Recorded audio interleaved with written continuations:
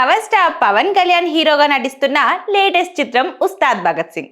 ఉస్తాద్ భగత్ సింగ్ కోసం ప్రేక్షకులు ఎంతో ఆసక్తిగా ఎదురుచూస్తున్నారు. దర్శకుడు హరీష్ శంకర్ ఈ చిత్రాన్ని డైరెక్ట్ చేస్తుండటంతో అంచనాలు భారీగా క్రియేట్ అయ్యాయి.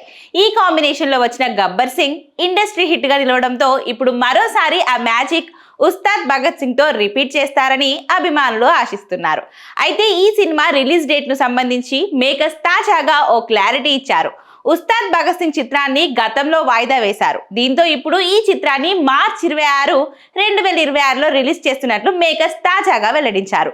దీనికి సంబంధించిన రిలీజ్ డేట్ పోస్టర్ ను వారు రిలీజ్ చేశారు. ఈ పోస్టర్ లో పవన్ తనదైన వింటేజ్ పోజ్ లో కనిపిస్తున్నారు.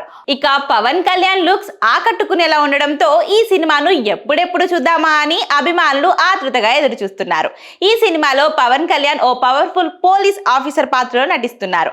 ఆయన సరసన అందాల భామలు శ్రీలీల, రాశి ఖన్నా హీరోయిన్ గా నటిస్తున్నారు.